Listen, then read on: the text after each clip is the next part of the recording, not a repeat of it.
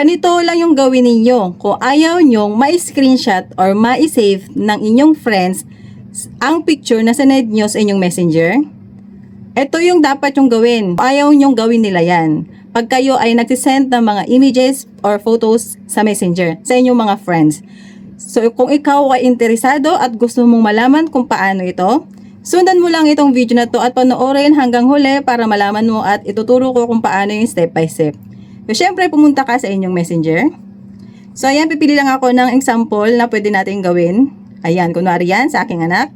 And then, pag nandiyan ka na sa loob ng kanyang chat box, makikita mo na po dyan yung gallery.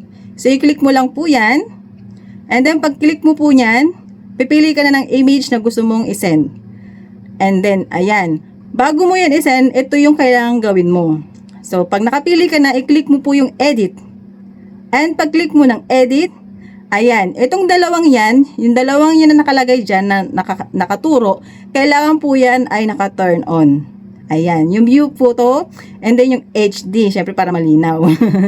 And then, pag okay na yan, na-turn on mo na yan, at saka mo isi-send.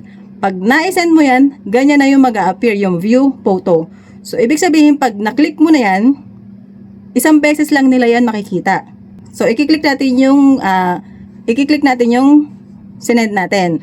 Pag click natin yan, i-try kong screenshot, hindi siya. I-try at di mo na rin makikita yung save diyan.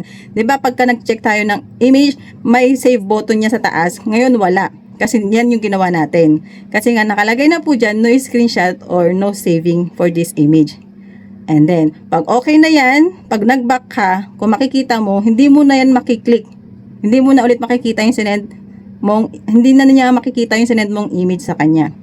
So, yun yung kagandahan. Lalo na kung ka-chat mo, hindi mo naman talaga kilala, di ba? Nag-send ka lang. Kasi mahirap na ba? Minsan kasi, di ba, pag na-hack yung ating messenger, isa rin tong way para hindi niya makita yung mga sinesend natin na mga details. Di ba? Minsan kasi nag-send tayo ng details through screenshot sa ating messenger. So, pag nag-send tayo dyan, ito yung mas magandang gawin ninyo. Kailangan nyo munang gawin yan. So, example, magbibigay ako ng example sa inyo na effective yung sinasabi ko sa inyo. So, pipili lang ako ng image and then, i-click ko lang po yan, diretso send. And pag kinilik ko yung image, makikita nyo na yung save and pwede ko siyang ma-screenshot. O, diba? So, yan yung kagandahan kapag ginawa mo yan. At least, magiging safe yung mga image na sinend natin, lalo na kapag kaya sinend mo, ay details pala yan about kung ano man yung detalye na yun. So, para if ever na ma-hack yung ating messenger, hindi nila yan makikita.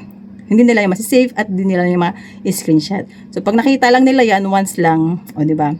Once lang yan, and then pag na-back na nila yan, hindi na nila ulit makikita pa. So, isa na naman bagong kaalaman ang ating naibahagi sa inyo. Sa mga ayaw, may screenshot, may screen record, o ma-save yung image na pinasa nyo sa inyong friends sa messenger, ganyan lang yung gawin niyo. Yung dalawang bagay na yan, yan lang yung gawin niyo. So, thank you so much ulit sa panonood. Sana ay may natutunan kayo dito. Huwag pong kalimutan i-like, comment, at i-share po ito para marami na rin makaalam ng video na ito.